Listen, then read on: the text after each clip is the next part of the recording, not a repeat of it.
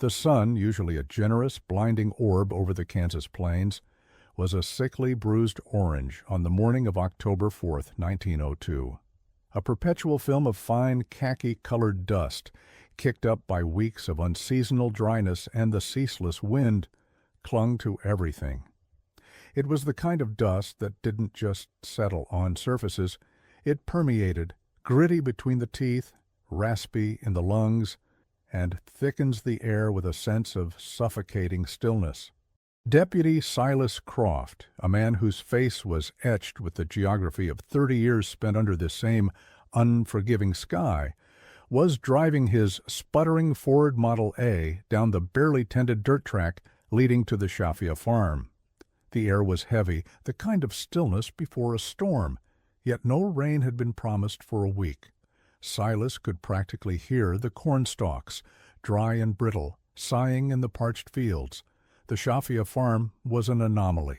Not because of its size, it was a modest parcel of land, but because of the family that owned it. Elias Shafia, a quiet man with hands like cured leather, his wife, Miriam, and their 2 children, 10-year-old Thomas and 7-year-old Clara. They were recent arrivals, only 4 years removed from what Elias vaguely called the old country. In the tightly knit community of Harmony Creek, where lineage was measured in generations of corn harvests, the Shafias were still considered outsiders, their customs whispered about, their reserved nature mistaken for aloofness. Silas had received the call an hour ago, not a distress call, but a lack of presence call. Jebediah Pike, a neighbor whose land bordered the Shafias, had come into town, his eyes wide and panicked, the brim of his wide-brimmed hat trembling. The Shafia children hadn't shown up for school for 2 days. That wasn't unusual for a Midwest autumn where sickness flared, but Miriam Shafia hadn't been to Mrs. Albright's weekly prayer meeting, and Elias's prized plow horse, Barron, was standing idle, still hitched to the plow in the north field. For a farmer, an idle horse in October was a sign of disaster. "They're just keeping to themselves, Deputy," Jebediah had nervously offered, twisting his cap. "But it feels wrong, too quiet." Too quiet. In the plains, silence was rarely benign. It usually meant that whatever made noise was gone, or worse, had been silenced. Silas parked his Model A beneath the meager shade of a cottonwood tree, its leaves already a sickly brown. The sight of the farmhouse sent a cold, inexplicable tremor up his spine. The house, painted a faded white, was neat but unnervingly dormant. All the windows were shut tight, and the lace curtains were drawn, creating a facade of deep, unnatural slumber. The front porch swing hung motionless, a piece of laundry, a faded blue apron, still pegged to the washing line. No smoke curled from the chimney, even though the morning chill suggested a need for a small fire. Silas adjusted the IGUB .45 Colt holstered at his hip, more for show and coyote than for any human threat in Harmony Creek, and walked toward the door. The gravel crunched loudly under his heavy boots, the only sound that dared break the overwhelming quiet. He knocked. The sound of his knuckles hitting the dry wood was dull and hollow. "Mr. Shafia? Elias?" "It's Deputy Croft." "Everything all right in there?" Silence. Only the faint, almost imperceptible whistle of the wind as it sifted the dust against the siding. Silas moved to the side window, cupping his hands against the dusty glass, peering into the gloom. He could just make out the shape of the dining room table, a centerpiece of dried flowers and 2 kerosene lamps, their glass globes catching the faint orange light. He tried the door handle. Locked. He circled the house, his paranoia growing with each step. In the backyard, the chicken coop was open, feathers scattered, the hens gone, a likely sign of a fox or a stray dog, but another piece of the puzzle that refused to fit. He noted a freshly dug patch of earth near the small vegetable patch, too small to be a grave, too neat to be a turned garden bed. When he reached the back door, he paused. The window pane nearest the latch was cleanly shattered. A few slivers of glass lay scattered on the ground, gleaming like broken ice in the dust. The edges of the break were sharp, fresh. This was not a family keeping to themselves. This was an entry. Silas took a deep, dust-filled breath. The smell of the plains, dry earth, hay, and the faintest metallic scent of distant rain that never came was disrupted by something else. A faint, cloying sweetness, like overripe fruit left too long in the sun. He drew his Colt, the heavy steel a cold comfort in his hand, and nudged the broken window with the barrel. The latch was released from the inside. Pushing the door open, he stepped into the Shafia kitchen. The silence was immediate and absolute, absorbing all sound. The cloying smell was stronger here, mixed with the stale air of a house that had been sealed for days. On the wooden butcher block, a half-eaten loaf of bread covered in a thin, gray-green mold sat next to a butcher knife. The knife was clean, resting innocently. But Silas's eyes were immediately drawn to the floor, not the dust, not the spilled flour, but the faint, dark stain near the pantry door. It wasn't the crimson splash of a movie drama. It was the subtle, deep mahogany color of dried blood, partially obscured by a hasty, clumsy attempt to wipe it away. He moved slowly, his nerves drawn, taut. His boots echoed on the wooden floor as he walked into the central hall. The air grew colder, and the unnatural quiet intensified, pressing against his eardrums. He reached the bottom of the narrow staircase leading to the bedrooms. "Elias? Miriam, I'm here." "Show yourselves," Silas said, his voice, a strained whisper, swallowed instantly by the vast, empty space. He started up the stairs, each creak a gunshot in the silence. The mystery wasn't in what had happened, the broken glass, the blood, the sudden disappearance. The terror lay in the absence. The house had been violently interrupted, yet everything was placed with a chilling, almost deliberate calm. The only violence was the empty space where life should have been. At the top landing, he paused, listening to his own ragged breathing. He faced the main bedroom door. It was slightly ajar. Silas gently pushed the door open.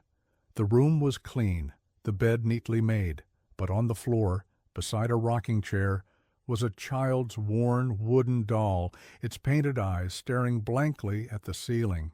And lying next to the doll, an object that made Silas's blood run colder than any plains winter, a small tarnished silver locket, engraved with a single unfamiliar symbol. It was a piece of the old country, a piece of Elias Shafia's life. And now it was left behind, a silent testament to a terror no one in Harmony Creek was prepared to face. The silence here was not just quiet. It was the vast, echoing roar of a crime buried deep in the heart of the Midwest plains, a scream that the dust was trying desperately to cover. The truth about the Shafia family is buried in this house, but the darkness runs deeper than the dust of the plains. Don't miss a single crucial detail. Hit the subscribe button right now and turn on notifications so you're ready for Chapter 2, where Deputy Croft uncovers the first terrifying lead. Your support keeps the mystery alive. Silas Croft stood in the master bedroom, the heavy Colt .45 still warm in his grip. The small silver locket felt ice cold against his dusty palm. It wasn't the locket itself that terrified him, but the knowledge that Elias Shafia, a man who guarded his family's past with ferocious silence, would never abandon such a relic. Elias had only once mentioned his lineage, saying it was heavy and best left undisturbed. Now this small piece of that weight lay, carelessly discarded next to a child's forgotten toy. He holstered his weapon and knelt beside the locket. The symbol engraved on it was not religious, no cross or star, but a complex swirling pattern that looked vaguely like two interlocking snakes. It was alien to the simple, straightforward iconography of Harmony Creek. He backed out of the room, his eyes scanning the landing. He moved to the children's room. It was small, brightly wallpapered with faded floral patterns, and contained two narrow beds. The beds were unmade, the sheets tossed back, suggesting a quick, hasty exit. On Thomas's small scratched desk, a half-finished arithmetic problem lay next to a small wooden train. Everything spoke of sudden, unexplained interruption. Downstairs, Silas returned to the kitchen, the scent of stale air and cloying sweetness, now more potent. He realized what it was. the heavy, pungent aroma of preserved meat and old spices, the kind Elias often used in his smoking house, but mixed with something else, something distinctly metallic, beyond the small blood smear. He examined the pantry. It was deep and stocked with jars of pickled vegetables and cured hams. The stain on the floor led directly to the pantry door. He pushed it open, illuminating the dark interior with his lantern. The shelves were orderly, but a single unsettling detail stood out. A large empty glass jar on the lowest shelf, recently wiped clean, and next to it a small pile of sawdust. Elias had been repairing something, perhaps, but the sawdust was fresh, not matching the pervasive dust of the plains. Silas followed the stain again, scraping a small sample of the dried dark residue into a clean cloth. He knew he had to get the town doctor, Dr. Avery, out here, but he also knew the doctor would only confirm the obvious. There had been violence. He returned outside, the sunlight harsh and unblinking, making the previous hour feel like a dream. He examined the fresh patch of dirt he had noted earlier. It was roughly 4 feet long and 3 feet wide. He retrieved a shovel from the barn. The earth here was soft, recently disturbed, easy to penetrate. He dug for 5 minutes. The soil was cold, yielding. After sinking the shovel head deep, he leveraged a heavy clump of black, rich earth, and beneath it he found his first concrete sign of the horror. It was a bundle wrapped tightly in a canvas sack, secured with coarse twine. Silas's heart hammered a frantic, irregular rhythm against his ribs. He knelt, his gloved hands fumbling with the knot. Inside the sack were not bodies, but something almost as shocking. All of the Shafia family's personal documentation, passports, naturalization papers, an old marriage certificate, and several faded foreign-looking letters tied with a ribbon. Elias's history, the heavy one, was literally being buried. As he sifted through the papers, one detail jumped out. Elias Shafia's original name, listed on the immigration forms, was Elias Shafia. The I and the slightly different spelling were enough to suggest a deliberate, small deception to blend into the Midwest. More importantly, attached to the documents was a crude, hand-drawn map.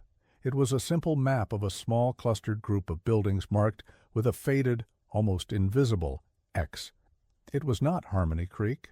It was a cluster of buildings Silas vaguely recognized from the other side of the county line, near the railhead, a place called Willow Creek Depot, a collection of dusty shacks and a single derelict grain storage facility. Why would Elias bury his identity and hold on to a map of a place 20 miles away? Silas stood up, brushing the dirt from his knees, the weight of the mystery settling heavily upon him. The family was gone. No bloodbath, no visible struggle beyond the broken glass, but the house was scrubbed, the identity buried, and a new location marked on a cryptic map. This was not the work of simple robbery or passion. This was organized, deliberate, and terrifyingly cold. He knew he couldn't handle this alone. The sheriff, old and slow, wouldn't arrive until tomorrow morning. Silas had to act now, while the trail was hours, not days, old. He was a small-town deputy, not a detective, but the image of that child's abandoned doll and the cold metallic locket spurred him forward. He bundled the papers and the locket into his satchel. Before leaving the yard, he noticed something in the dry grass near the broken window he had used to gain entry. A small brass button, the size of a dime, intricately stamped with a pattern of overlapping scales. It was not a common button, not from a farmer's coat or a child's school uniform. It looked formal, possibly military, but not American. Silas pocketed the button. He had a theory, grim and chilling, beginning to coalesce.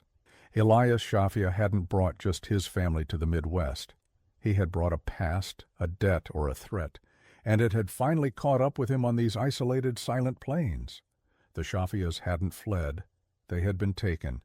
And whoever took them had left behind only silence, a buried identity, and the heavy implication that Elias was not the man his neighbors thought he was.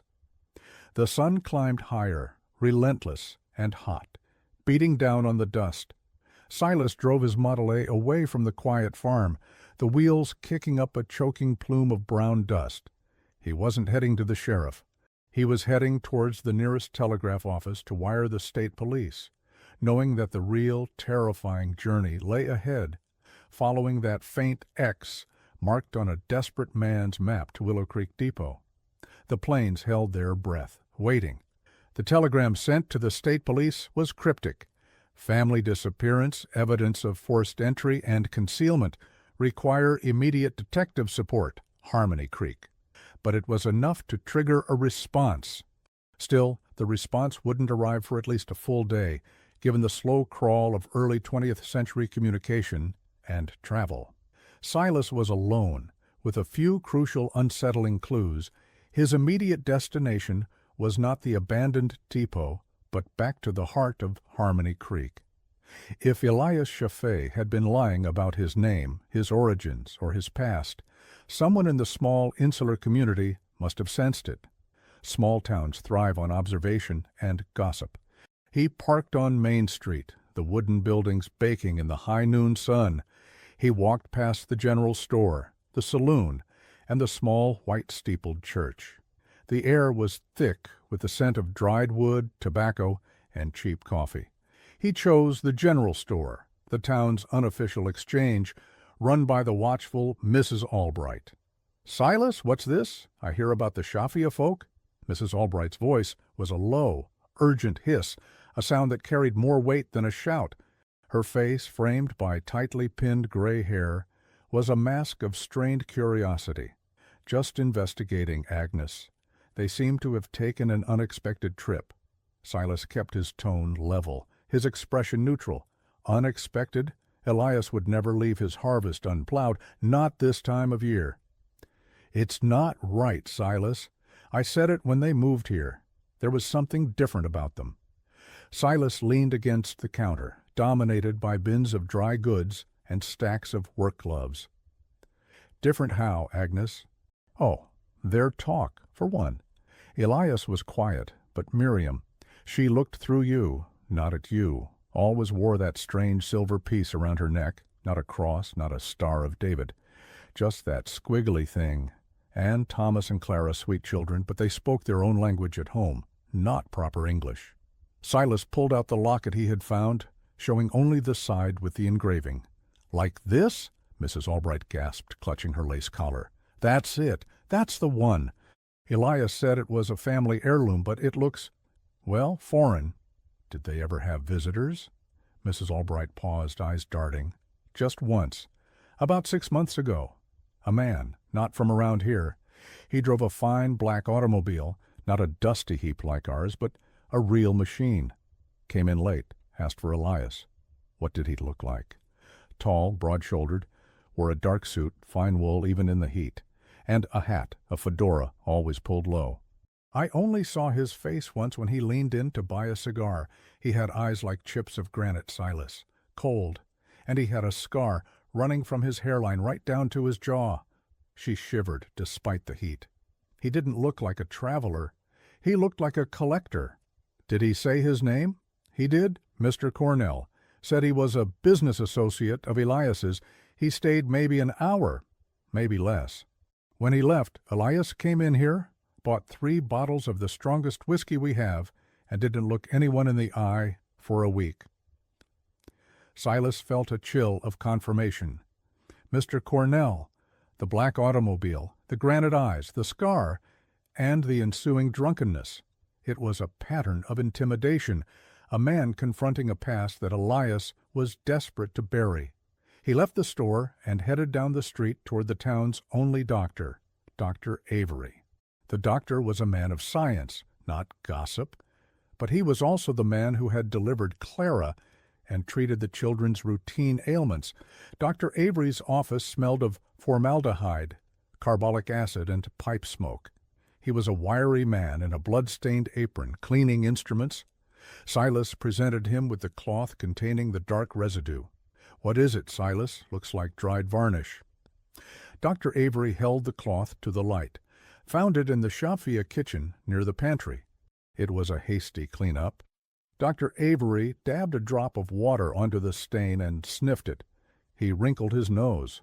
Varnish, no. Paint, possibly. But under the grime there's a strong metallic element. Iron, mostly. And, he leaned in closer, a trace of something organic.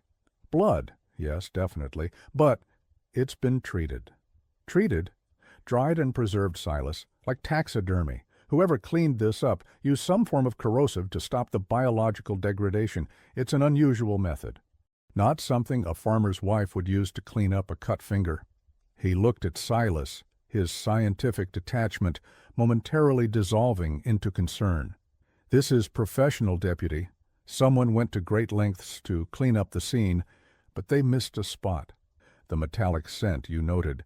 It's not just iron, it's the preservative agent. The word professional resonated with the image of Mr. Cornell in his fine suit. The clean butcher knife, the scrubbed pantry, the buried documents, all pointed to a meticulous planned operation, not a spontaneous crime of passion.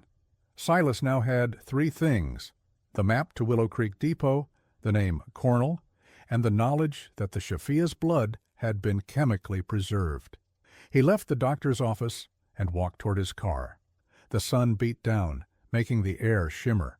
The plains, so vast and open, suddenly felt like a closed box, and Silas was trapped inside the terror of Elias Shafia's history. He was no longer investigating a disappearance. He was tracking a hunter who had left a carefully curated trail of psychological dread. He pulled out the brass button with the overlapping scales. It was too small to be a regular military button. He looked at the details again. The scales resembled the skin of a snake, the same symbol as the locket. The interlocking snakes, the preserved blood, the clean professional execution, it all screamed of an organization, not an individual. The Shafia family had been swallowed by an unseen, terrifying system. Silas started the Model A, the engine coughing to life. He wasn't waiting for the state police. He gripped the steering wheel, the map to Willow Creek Depot burning in his mind. He was no longer Deputy Silas Croft of Harmony Creek. He was the only man who knew that Elias Shafia was Elias Shafia, and he was driving straight into the mouth of the terrifying organized secret that the plains had tried and failed to bury forever. Willow Creek Depot was less a depot and more a ghost town, clinging to the edge of the railroad tracks. 20 miles from Harmony Creek, the landscape shifted subtly from cornfields to dry, scrubby terrain dominated by skeletal salt cedar and the constant rhythmic clatter of the nearby freight line. Silas arrived an hour before sundown. The place consisted of 3 dilapidated structures: a collapsing water tower, a weather-beaten storage shed, and the main draw, a huge, ironclad grain elevator. The elevator was defunct now, its gears frozen with rust, but its size made it a dominant, menacing feature against the flat horizon. He parked the Model A discreetly behind a rise of ground, taking his binoculars. The sun was dipping, casting long, menacing shadows that warped the shapes of the abandoned buildings. The air here was different. Instead of dust and hay, it was heavy with the metallic scent of rust, creosote from the railroad ties, and the distant acrid smell of coal smoke. He focused on the grain elevator. The map had marked an X right where the storage shed met the elevator's base. He saw no movement, no lights, and no black automobile. Too quiet, just like the Shafia farm. The organized terror was deliberate, and it valued silence. Silas decided to approach the storage shed first. It was a single-room wooden structure, its roof caved in on one side. The lock on the door was old and rusted, but it was intact, suggesting the action had taken place elsewhere. He stepped inside. The floor was covered in a thick layer of fine white grain dust and mouse droppings. The light filtering through the roof holes revealed nothing but forgotten tools and discarded burlap sacks. He kicked a large, empty sack, and a small puff of dust rose. Nothing. He moved toward the immense grain elevator. It was a monolithic structure, its siding scarred by decades of wind and weather. The main access door was steel, secured by a heavy modern padlock, too clean, too new for the rest of the building. This was where the action was. Silas inspected the padlock. It was high quality, clearly recently oiled, and impossible to pick with the tools he had. He tried the surrounding structure, running his hands along the corrugated iron. About 10 feet to the left of the main door, he found a loose panel. It wasn't intended as an entrance, just a panel secured with bolts that had rusted enough to give under pressure. He used the butt of his pistol to slowly, painstakingly, pry the panel open, careful not to make a sound that would carry in the vast silence. It took 10 minutes of nerve-wracking effort. Finally, the panel popped inward with a muffled metal groan. He slipped through the narrow opening, landing in near-total darkness. The air inside the elevator was cold, musty, and heavy with the scent of aged grain and stale water. He pulled out his lantern and lit the wick. The interior was cavernous, stretching up 200 feet. A spiral staircase, a rusting metal corkscrew, wound its way up the inner wall. The floor was concrete, smooth and bare, except for a few spots. Silas moved the lantern beam. He saw them immediately. Stacked neatly against the base of the central column were 2 items, a shovel, newly cleaned, and a large wooden shipping crate, about the size of a small coffin. The crate was professionally constructed and secured with thick metal strapping. On the side, stenciled in stark black letters, were 3 lines: "Handle with care, Shafia documents, transit, Chicago, Il Shafia documents," not the Shafia family, the documents that Elias had attempted to bury. The implication was clear. The family's past was being shipped, not the family itself. But the size of the crate was too large for just paper. It was large enough to contain the hidden source of Elias's terror. Silas moved to the crate, testing the straps. They were too strong to break. He searched the floor again, his lantern beam sweeping the concrete. Near the shovel he found a small, dark stain, not blood this time, but oil. He followed the trail of oil backward, noticing that the concrete was freshly scuffed. The trail led to a trap door, almost invisible in the floor, located directly beneath the crane hoist. Using the shovel blade, he levered the trap door open. A rush of cold air, damp and mineral-scented, rose up. It led to a small hidden room, a sublevel beneath the main floor. He lowered the lantern down the opening. The room was perhaps 6 feet square, dry and surprisingly clean, and it was occupied. Curled in the corner, shaking violently, was a young boy. It was Thomas Shafia. Thomas, 10 years old, was alive, but his eyes were wide, vacant with shock, staring into the flickering light of the lantern. His clothing was torn, and his small hands were covered in dried mud. He made no noise, no sound of relief, only a faint, high-pitched whimper. Silas dropped the shovel and climbed down, moving slowly. "Thomas, it's Deputy Croft. You're safe now. Where is your mother and father? And Clara?" Thomas didn't respond immediately. He only moved his head slowly, mechanically, and pointed a trembling finger toward the wall opposite him. Scrawled onto the concrete in charcoal, perhaps from a fire, was a single cryptic sentence, written in Elias's distinctive, careful hand: "The price is paid.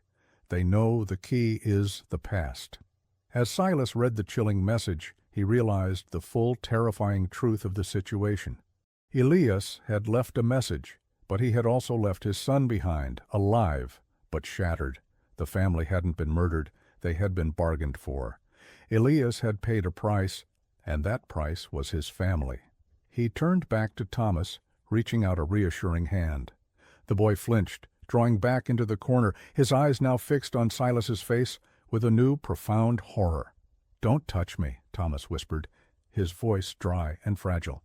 He said, "If I make a noise, they take the rest of the deposit." Deposit. The word hung in the cold, musty air. Elias had left his son as collateral. The terror was not over. The hunt had just begun. Silas realized the shipping crate marked Shafia documents. was not the end of the line, it was the bait, designed to lead the authorities away from the real terror, the chilling psychological leverage held by the men who called themselves the collectors. Silas secured Thomas in the back of his Model A, wrapping the shivering boy in a blanket. Thomas remained silent, his gaze fixed distantly on the flat horizon, his silence louder and more terrifying than any scream. Silas knew the child couldn't be trusted with the volatile secret of the case, and certainly not the location of his parents and sister. He drove back to Harmony Creek, entrusting Thomas to the care of Dr. Avery and the strict instruction that the boy was suffering from fever and was not to be questioned. With the immediate emergency stabilized, Silas returned to the grain elevator. The sunset had bled into a dark, starless night, the isolation of the depot amplified by the darkness. His mind was racing, trying to synthesize the clues, the locket's symbol, the professional collector, named Cornell, the preserved blood, the buried identity, the crate labeled Shafia documents, and now the chilling phrase, "The price is paid. They know the key is the past." The crate was the key. Silas had to know what was inside. He drove back with a small hatchet and a crowbar borrowed from a frightened neighbor, who wisely asked no questions.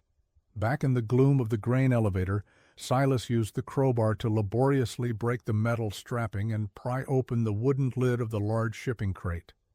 The wood groaned, splitting sharply in the profound silence. He lifted the lid, pointing his lantern inside. The crate was lined with velvet, an expense and luxury utterly out of place in a dusty Kansas depot. And it was packed tight, not with papers, but with ledgers, dozens of them, small leather-bound books, uniformly sized, each numbered on the spine. Silas pulled one out, number 12. It was heavy and smelled faintly of tobacco and old ink. The cover was blank, but inside the pages were filled with intricate, meticulous handwriting, columns of names, dates, amounts, and locations. It was a massive, terrifying accountant's ledger. He flipped through the pages of Ledger 12.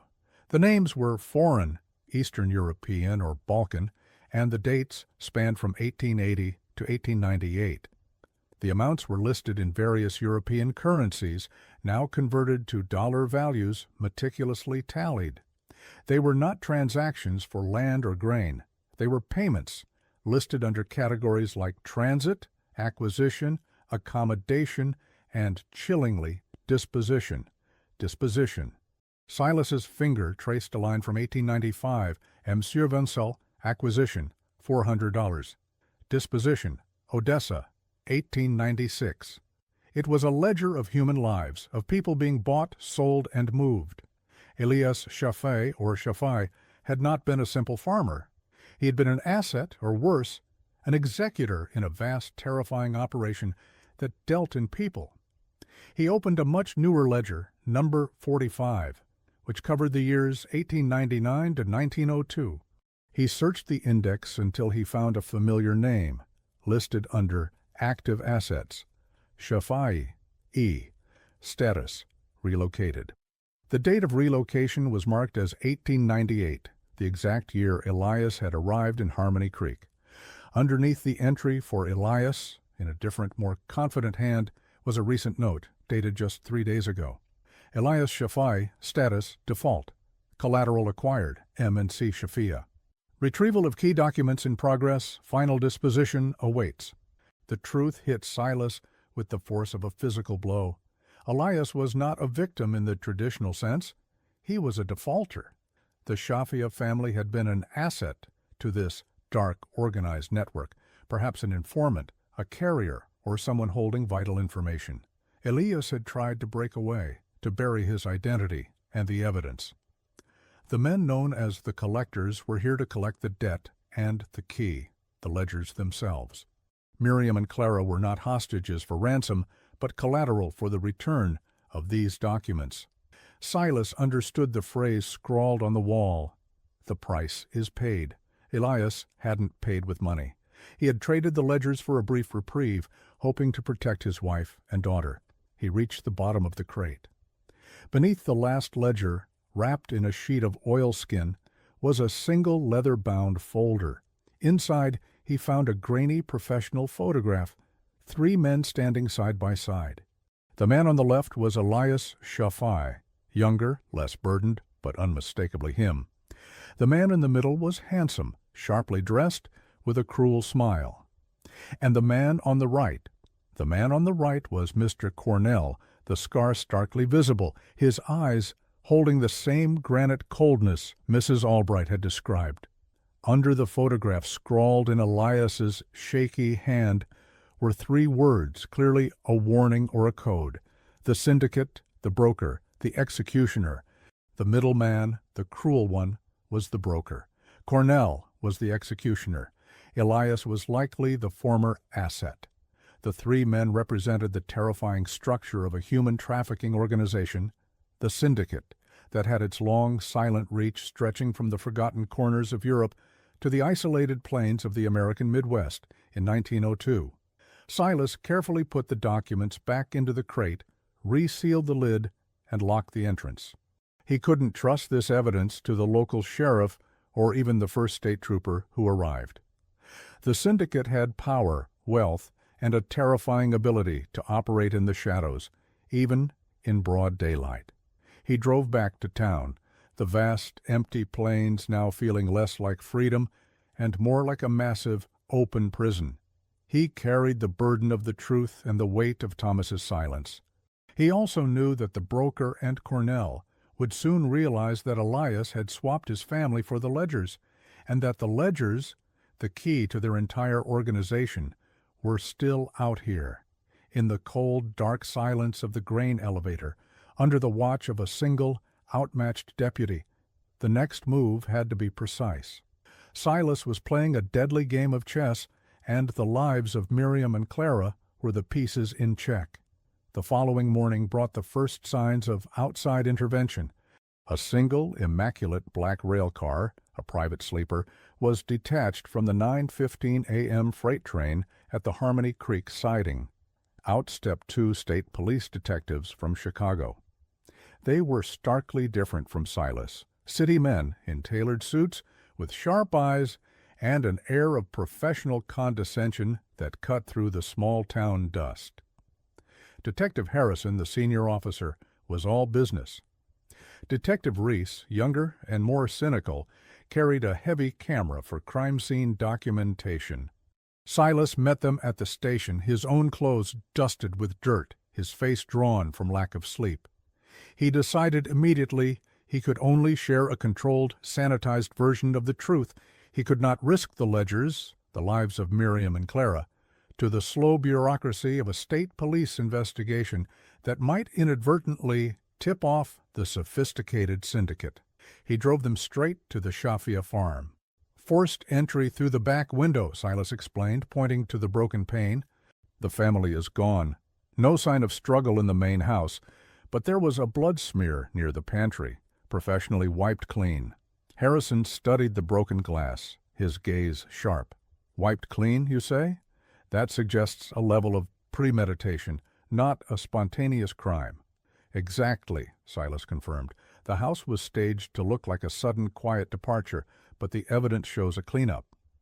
He led them inside, detailing the empty house, the drawn curtains, and the meticulous staging. He avoided mentioning the locket, the strange brass button, and certainly the map or the existence of Thomas. "And the children?" Reese asked, adjusting his camera. "They were removed," Silas stated flatly. "I believe they are being held as leverage. I suspect the father, Elias, was involved in something dangerous. A debt, perhaps." Harrison knelt by the dark smudge near the pantry. He collected a sample. "Unusual. Dr. Avery's analysis holds up. There are traces of an alkali compound here. Someone was trying to stop the blood from being identifiable. Eastern European methods, perhaps? Organized crime, but not the typical bandit type." Silas nodded, feeling a cold validation. Elias was going by the name Shafia, but his documents show Shafia. He was trying to erase his past. Harrison gave Silas a look of calculated respect. "A good eye, Deputy. What else did you find that Elias was trying to bury?" Silas paused, crafting his next statement with care. "I found his personal papers, his passports, old letters, buried in a sack near the vegetable patch. I also found a crude map.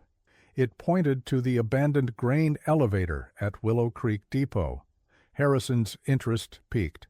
"And what did you find at the depot, Deputy?" "A large wooden crate recently shipped. It was labeled Shafia documents. I didn't open it. I secured the site and left it for you. I believe whatever is in that crate is the reason the family was taken." This was the biggest gamble. By handing over the crate, Silas hoped to distract the syndicate's pursuit of the ledgers and force Harrison's team to focus on the wrong evidence. The two detectives spent the next hour documenting the house. Reese took photographs of everything: the dry, brittle cornfields, the empty kitchen, the neatly made bed.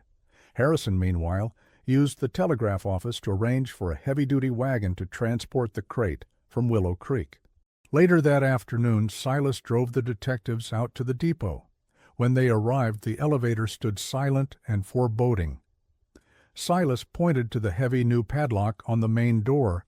"The crate is inside. I didn't want to compromise the seal." Harrison nodded, pulling out a set of specialized tools. He picked the lock with practiced ease. The steel door groaned open. Inside, the silence of the massive chamber was intense. Harrison immediately noticed the shipping crate. He inspected the straps and the stenciling, his expression grim. "It's a strong box, professional shipping," Harrison confirmed. "This explains the leverage. The father has the box, the syndicate has the family." Reese began taking photographs of the crate, circling it methodically. As Harrison prepared to transport the box, Silas excused himself to check the perimeter, walking toward the trap door where Thomas had been hiding. He stopped, his heart slamming against his ribs. The faint oil stain he had followed yesterday was gone, not wiped away, but covered with a thin, uniform dusting of fresh white grain powder. Someone had been here since Silas left. He discreetly checked the edge of the trap door with the toe of his boot. It was sealed tight, the handle carefully repositioned. The syndicate knew he had been here.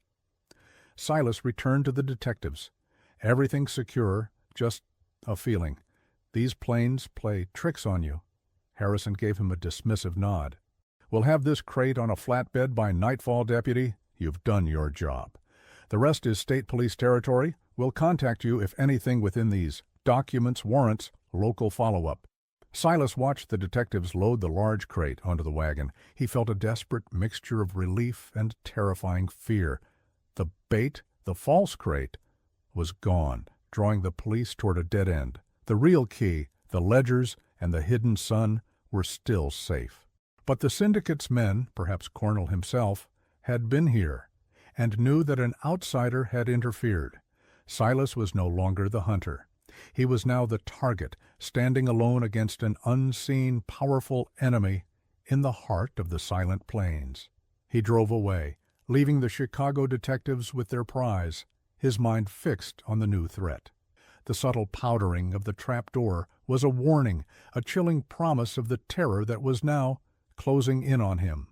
Silas spent the next 24 hours in a state of hypervigilance.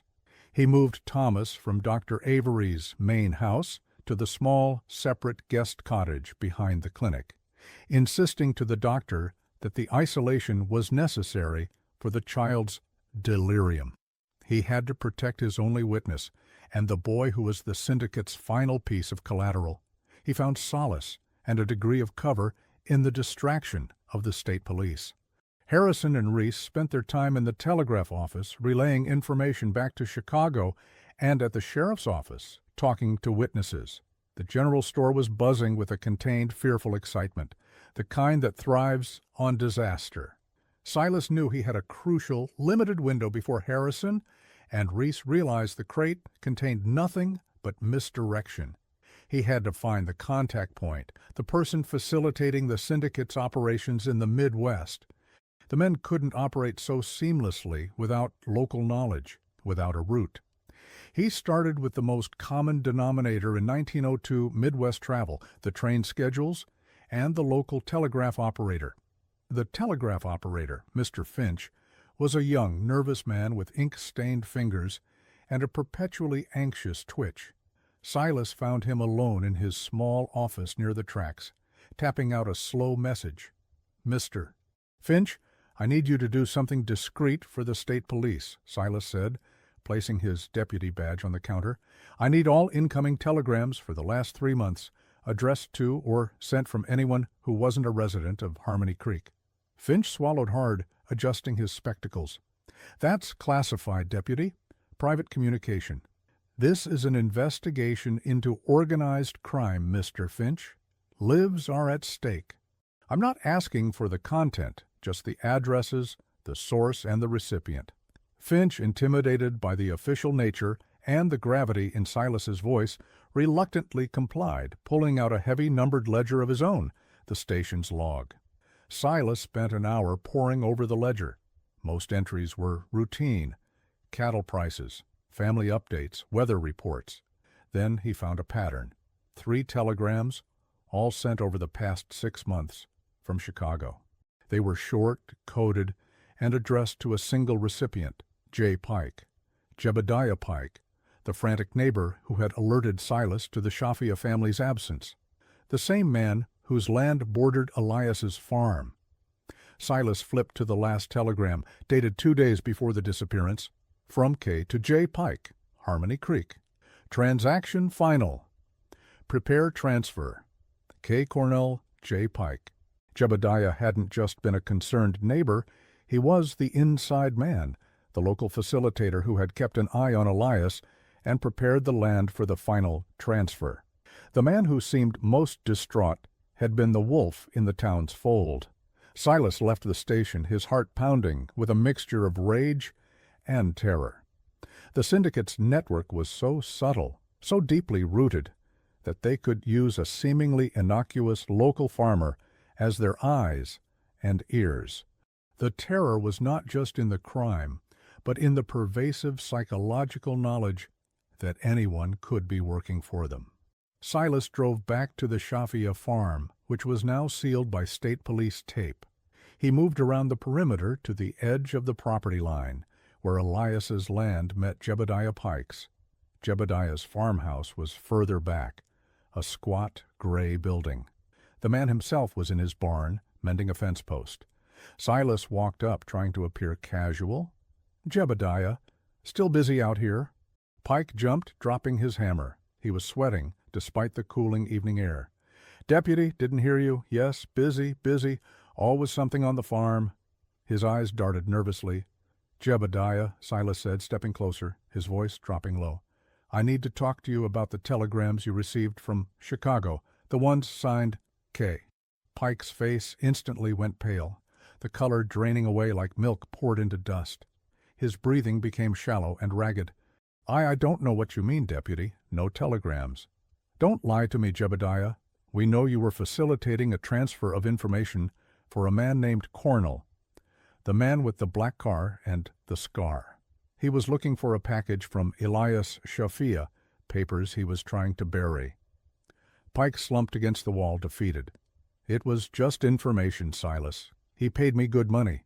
He said Elias was a thief, an embezzler, stealing from a powerful group. He said they just wanted the papers back." "And you believed him?" "Elias's wife and little girl are gone, Jebediah. They are collateral." Tears welled in Pike's eyes, mixing with the dust on his cheeks. "I didn't know, I swear. I just met him once, months ago. He said he would pay for local information. I told him Elias went by Shafia now. I told him about the depot, that's all. He gave me a burner, a small phone, to call him on when Elias was ready. He never told me about the family." "Where is the phone, Jebediah?" Pike pointed a trembling finger to a corner of the barn, hidden beneath a pile of old hay. Silas found a black, heavy contraption, not a telephone, but a small, rudimentary radio transmitter, an illegal military-grade piece of equipment. Silas picked it up. This was the true terror. Not just a local informant, but a high-tech communications network operating in the heart of rural America. The syndicate was leagues ahead of local law enforcement. Suddenly, a harsh metallic voice crackled to life from the radio. "Pike, come in. Transaction report. Did the local police take the crate?" Pike was frozen, tears streaming. Silas grabbed the radio, holding it close to his mouth. He deepened his voice, affecting a rough country drawl. "Transaction complete, Kay. The crate is with the state police now. The papers are secured. The property is clear." The line crackled with static for a long moment. Then the voice, cold and precise, returned. "Good, Pike. Very good. We have confirmation the document package is secured. The collateral is no longer required. You will receive final compensation. Stand by for the return of the collateral and the cleaner." The signal died, leaving only the sound of Silas's own ragged breathing and Pike's hysterical sobbing. Return of the collateral. Miriam and Clara were coming back, and the cleaner, Cornell. Silas pushed Pike hard against the barn wall, his face inches from the terrified farmers. When is the cleaner coming, Jebediah? Tell me the rendezvous." He mentioned the Riverbend crossing tonight, after midnight. He said they would exchange the collateral for confirmation of the papers. Oh, God. Silas, I'm sorry. The pieces clicked into place. Cornell was coming back to confirm the state police had the documents, the fake crate, and would release Miriam and Clara to Pike for temporary holding before taking them back. And Cornell was coming back to clean the final piece of evidence, Pike himself. Silas had done it. He had convinced Cornell that the exchange was successful, and he had learned the location of the family. But he had mere hours. He couldn't trust the state police. They were preoccupied with the crate. This final terrifying move was his alone. Deputy Croft is driving straight into an ambush, alone, with only the word of a terrified informant to guide him. The syndicate is closing in, and Miriam and Clara's lives hang in the balance. Don't risk missing the explosive confrontation at the Riverbend crossing. Subscribe now and ensure you're alerted for every twist and turn in the terrifying chapters that follow. Let's unravel the secret the planes tried to bury. The Riverbend crossing was a desolate place, a narrow, rickety wooden bridge that spanned the shallow, sluggish Harmony Creek River 10 miles past the last sign of civilization.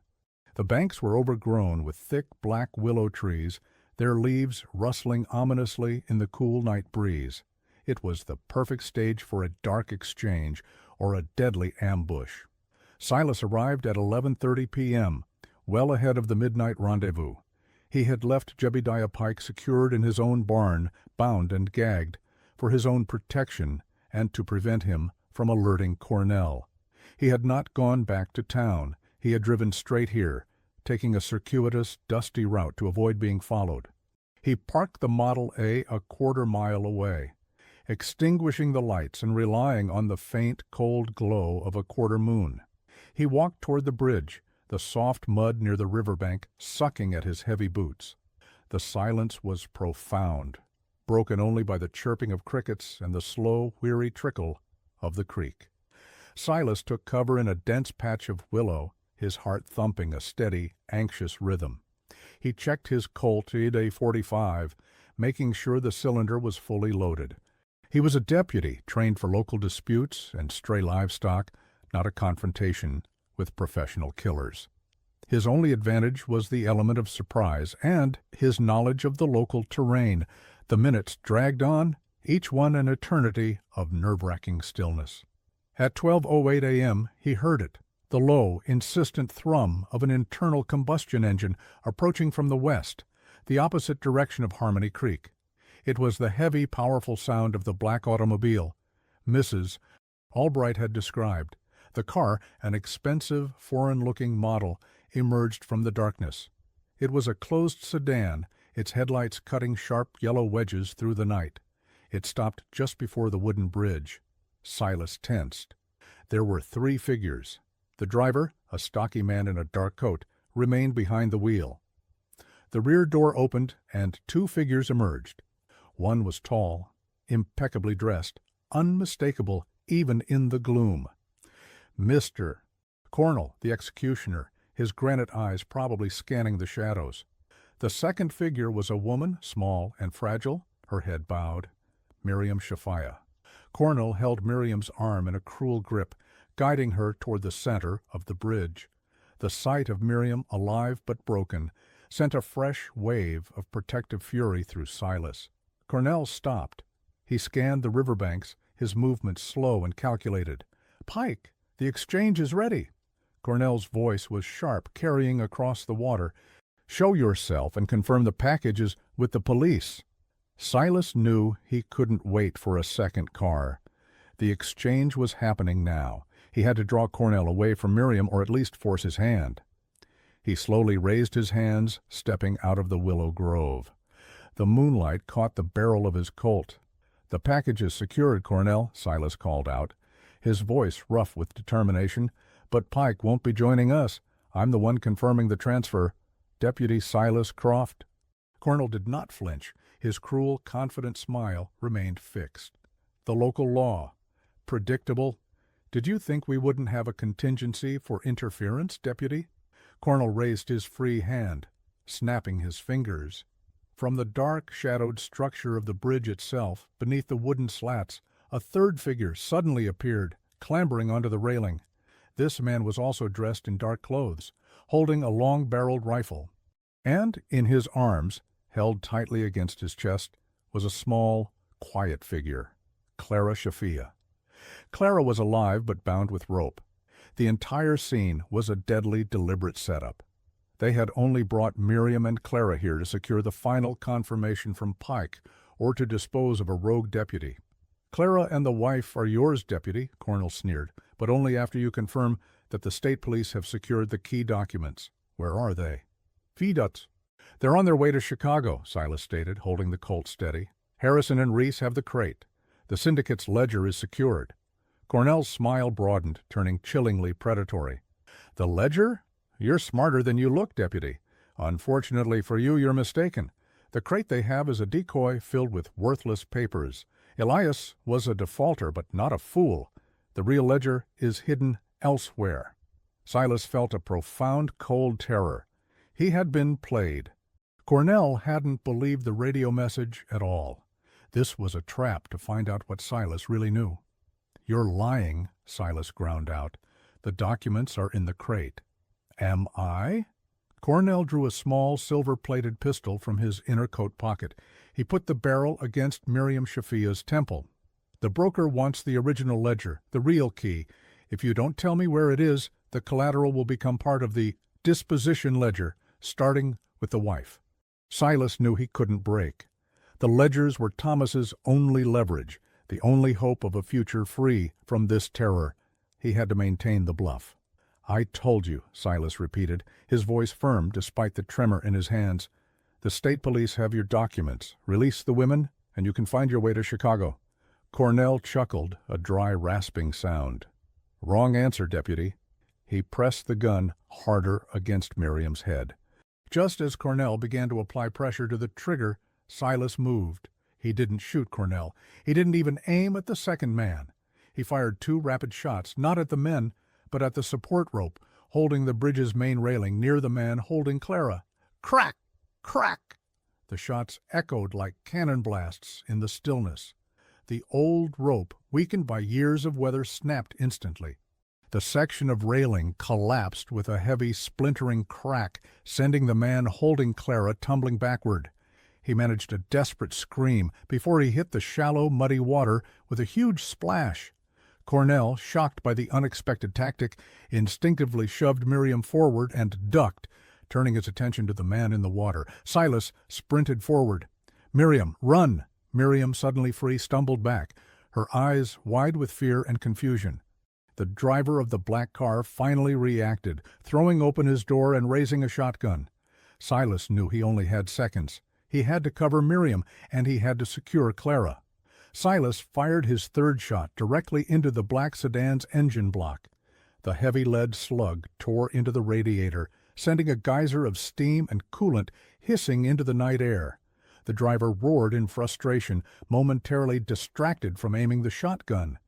Cornell, regaining his composure, shoved Miriam hard toward the riverbank and spun, firing his silver pistol. The shot was a clean miss, the bullet whistling past Silas's ear and lodging with a thud in a willow tree trunk. "Get him!" Cornell yelled at the man in the river. The third syndicate man, soaked but alive, waded out of the shallow water, his rifle raised. He was aiming for Silas, but the darkness, the movement, and the mud made a clean shot difficult. Silas dove behind the collapsed railing section, reloading his Colt with practiced haste. Miriam, terrified, was scrambling along the riverbank, stumbling away from the confrontation. "Miriam, go! Get to the car!" Silas shouted, knowing he had to create a distraction. He peeked over the railing. Cornell was advancing slowly, his silver pistol held professionally. The man from the river, rifle ready, was moving to flank Silas from the opposite bank. Silas was pinned between the two. He saw the perfect target. The sedan driver, now struggling with his jammed shotgun, trying to fix the disabled car. Silas aimed and fired his fourth shot. It struck the driver in the shoulder, tearing a grunt of pain from him. The man dropped the shotgun and slumped against the car, immobilized. "You've signed your own death warrant, deputy."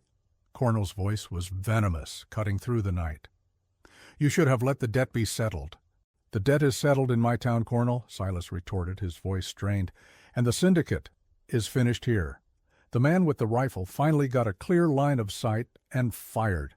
The bullet splintered the wood of the railing inches from Silas's head, showering him with dust and splinters. Silas retaliated, firing his fifth shot at the man on the opposite bank.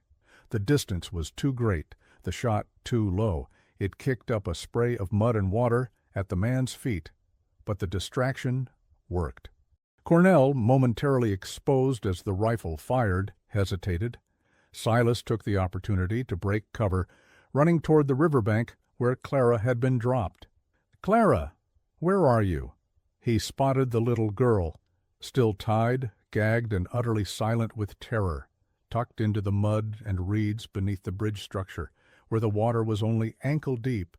Silas reached her, his hands fumbling to untie the knots that bound her small wrists. He could hear Cornell running on the bridge above, his heavy boots pounding the wood. "Hold still, little one," Silas whispered, tearing at the rough rope. A flash of movement in the water. The man with the rifle was crossing the creek, closing the distance. Silas finally freed Clara's wrists and ripped the gag from her mouth. "Run, Clara, run to the woods. Go!" Clara, momentarily paralyzed, stared up at him. She was clearly suffering the same profound shock as her brother Thomas. Silas had no time. He shoved her hard toward the willow trees. As she stumbled away, Cornell burst through the undergrowth, his silver pistol aimed directly at Silas's chest. "I warned you, deputy," Cornell hissed, his face a mask of cold fury. "The documents were a distraction. The boy is the real collateral. We will always get the collateral." Silas didn't try to aim. He threw his Colt, .45 hard, directly at Cornell's head. The heavy metal spun, end over end. It struck Cornell on the cheekbone with a sickening thud, sending the executioner staggering backward. The silver pistol flew from his hand, tumbling into the dark, muddy water. Silas didn't wait. He tackled the disoriented Cornell, driving him down into the thick, black mud of the riverbank. The two men wrestled savagely in the filth. Cornell was strong, fueled by cold rage and professional training. Silas was driven by a desperate, protective adrenaline. Cornell managed to get a grip around Silas's throat, squeezing hard. Silas fought back, punching and kicking. Just as the world began to go black around the edges, Silas reached out, his hand grasping a sharp, heavy object, a flat piece of riverstone, large and jagged. With his last reserve of strength, he brought the stone down, not hard enough to kill, but hard enough to stun. The stone glanced off Cornell's temple. The man went instantly limp, his grasp loosening. Silas rolled away, gasping for breath, spitting out mud. He looked up. The man with the rifle was standing over him, the barrel pointed down. "Don't move, deputy," the rifleman said, his voice flat. Silas knew he was out of options. He slowly raised his empty, shaking hands. "The girl," the rifleman said, his eyes scanning the woods. "Where did she go?" Before Silas could answer, a distant, high-pitched scream echoed from the woods. Clara. The trauma had finally broken through her silence. The rifleman instinctively turned his head toward the sound. That was all Silas needed. He surged upward, tackling the rifleman's knees. Both men fell, the rifle clattering into the mud. Silas seized the gun and jammed the barrel up into the man's chin, forcing him to surrender. Silence returned, broken only by the sound of heavy breathing and the terrified sobs of Clara from the shadows. Silas, covered in mud, exhausted, stood over the two syndicate men. Cornell was unconscious, a dark bruise swelling on his temple. The rifleman was defeated. The driver was wounded, trapped in the car. He had won the fight. But he had only a few hours before the true nature of the crate was discovered, and the state police realized their massive mistake. Silas ran to the woods, finding Clara huddled beneath a willow tree, shaking violently. He scooped her up, holding her tightly. "It's over, Clara. You're safe." But the chilling final piece of the puzzle remained. He had Elias's documents, he had the ledgers, he had the children, and he had the executioner. Now he had to find out where the broker was, and what the final terrifying entry in the syndicate's disposition ledger truly meant. Silas secured the 3 syndicate men in the abandoned grain elevator at Willow Creek, binding them with heavy rope and leaving them guarded by the fear of the vast, silent plains. He brought Clara back to the cottage, reuniting her with Thomas, the 2 children collapsing into a tearful, silent embrace. Now, with the children safe and the executioner captured, Silas sat in the sheriff's office, the morning light streaming through the dusty window. Detective Harrison and Reese were already there, having been called back by Silas with the urgent cryptic message, "I have the men responsible and the real evidence." Harrison's face was a mixture of professional fury and utter disbelief. He had opened the fake crate and found only sheaves of outdated financial reports printed in foreign languages. His lead was a dead end. Silas laid the leather-bound ledgers, volumes 1 through 45, on the sheriff's desk. "These are the key documents, Detective, not the crate. These are the syndicate's operational ledgers, a meticulous record of human trafficking, acquisition, and disposition spanning 20 years. Elias Shafia was the former record keeper. That's why they came for him. He tried to trade the decoy crate for his family and save himself." Harrison's anger dissolved into a horrified, focused concentration. He opened Ledger 45 and saw the chilling entry. Elias Shafia, status, default, collateral acquired, M&C Shafia. Retrieval of key documents in progress. Final disposition awaits. "And final disposition?" Harrison asked, his voice low. "I believe it means Elias Shafia's life is forfeited. But I need to find the man who ordered it, the broker. Cornell won't talk, but one of the ledgers might tell us where they plan to make the final exchange." Silas flipped to the last page of Ledger 45. In the final entry, listed under contingency accounts, was a cryptic code and a Chicago address. Account, T.W. Broker, contingency, CF Station location, Union Stockyards, Chicago, IL. "The stockyards," Silas murmured. "A major hub for transit, a perfect place to conduct the final business." "And the CF station?" Reese asked. "CF often means cash flow in accounting," Silas theorized. "But in this context, at a rail yard, I think it means cold freight." Harrison immediately understood. "A cold storage facility, large enough to hide a final exchange, and we have an executioner, a driver, and an informant, but no broker." Silas walked over to the map of Harmony Creek, which was still tacked to the wall. "No, we do. Elias left us a final, desperate clue." He pulled out the brass button with the interlocking snake scales, the same symbol from the locket.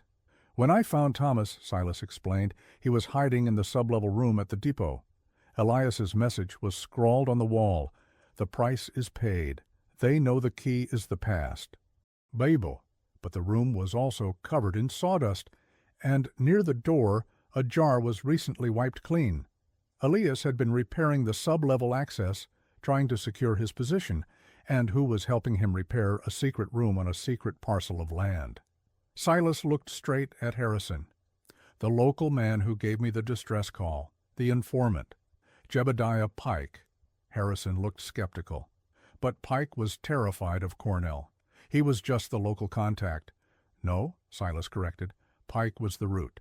He was the one who initially reached out to the syndicate, offering Elias up. He was the one who knew Elias was concealing his identity and that Elias had history. He was the only one who could have known about the hidden room. He paused, then delivered the final devastating blow. When I cornered Pike, I looked at his eyes. They weren't just fearful. They were calculating. He wasn't the innocent fool. He was the most dangerous one. Silas reached into his satchel and pulled out the old photograph of Elias, Cornell, and the third man, the broker. Cornell is the executioner. Elias was the asset.